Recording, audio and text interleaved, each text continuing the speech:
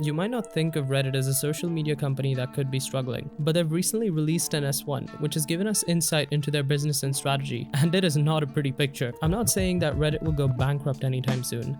All I'm saying is this type of growth is very unlikely to happen for Reddit. As you can tell by the title of the video, this is definitely a bear case for the company, but is in no way financial advice. And despite this being the bear case, I'll still start with talking about some of the things that I think make Reddit really powerful. On paper, companies like Reddit, Instagram, and TikTok have maybe the best business model in tech. This is because they are in a position to monetize content that their users generate for them rather than something that they have to produce themselves. Compare this to a Netflix, for example, where they can only make money by producing massive pieces of content to attract customers. And YouTube is in the same position. They don't need to take $1 million worth of risk on a piece of content because they have so many YouTubers producing content for them. The other thing that makes Reddit really powerful as a business is that it's highly interest-based. People are part of different communities based on what they care about.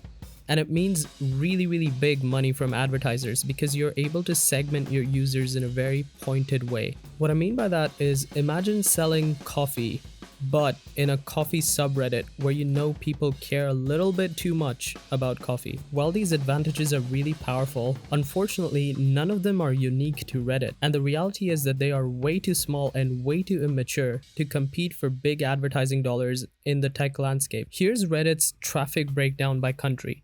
And what really stands out is that the proportion of Reddit users outside of English-speaking countries is very tiny. Even within the English-speaking countries, if you remove the US, half of Reddit's traffic goes away. For sake of comparison, here's Twitter's breakdown before it went private.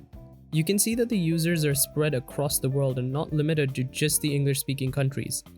It's not like Reddit hasn't launched outside of the US, it's been available worldwide for a while. So why has Reddit struggled to gain any traction? My theory is that subreddits can form around culture clusters and contain language barriers which can prevent them from scaling.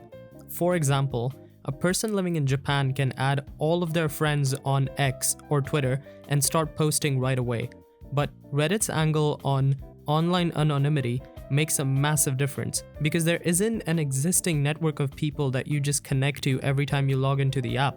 You need communities and subreddits to interact with, and assuming you're in Japan, you would probably want Japan-specific subreddits. And this means you need to get enough people in a new country to start forming and joining these subreddits. What this can ultimately mean is that you need to start from scratch for every new culture or every new country that you're trying to grow in, and that is really concerning for Reddit. This also means that they'll likely struggle to attract non-US advertisers with these growth numbers onto the platform, and this will limit Reddit to just the US market, at least in the first few years of the stock being public. My main concern is that the S1 doesn't acknowledge how Reddit plans to grow beyond the English-speaking world. They talk about auto-translating, but that's just a disappointing response to a very concerning and inherent problem in their model. And I don't think having auto-translated subreddits is quite enough to grow the way they want to. There are also other more fundamental problems that the business will need to solve in order to actually start growing in the right way. The way technology companies like to measure how profitable each of their users are is by using something called average revenue per user, or ARPU. Essentially, the higher your number, the more profitable you are as a social media company. Meta's ARPU is $40. Twitter's was $22. Reddit's reported ARPU is currently at $3. The problem is made much worse by the fact that almost half of the people that currently use the app are logged out users. And you might be thinking, why does it matter if they are logged out? The reason comes back to the coffee thing I was talking about. If somebody's logged out, you have no idea what they're interested in, therefore you can't segment them properly. So logged out users are significantly less profitable for a company. They're like ghosts, there's no way you can sell anything to them. Here's another problem for the company. The formula for them to grow their profits will be to add users and grow ARPU. A key part of growing that ARPU number is to attract more advertisers onto Reddit, and this is where we might see a massive conflict. Advertisers prefer clean platforms, or platforms that aren't too controversial. This is why we've seen such a massive departure of companies from X. If Reddit goes down the route of censorship and sanitization, they might isolate their users and actually push them towards a platform like X. Oh, and by the way, they're also selling your data in order to train AI models and making huge amounts of money that way. And this is literally free money for the company because it costs them nothing to acquire that user data. But this is a very high risk income stream, and they shouldn't rely on it too much. Reddit users might actually get upset about their data being sold. I would say that's fairly justified. Or regulation might come in, which would make data selling a little bit more difficult. And by the way, my guess is that X is doing the exact same thing. But it's not like concerns about data monetization are a new thing in this industry. Growth for Reddit will not be pretty.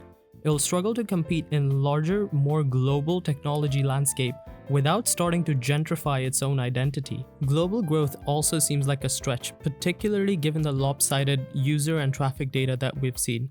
The company just doesn't have a strong enough value proposition to attract big advertising dollars, at least not yet. In order to avoid failure, they have to achieve the exact opposite of what I've talked about. They need to somehow find traction internationally, build a mature ad sales team, build strong partnerships with agencies, and be able to sell user data without any repercussions. While we're moving very quickly towards a world of sophisticated AI models, Reddit remains uniquely human. Perhaps this is why people always finish their Google searches with Reddit, just to get a string of opinions from actual human beings. The need for us to be a part of different communities based on our varying interests is a fundamental human need. It will never go away. I just don't think Reddit is the company that will serve this need on a global scale. Please leave your thoughts in the comments, and please do subscribe. It genuinely helps the channel a lot.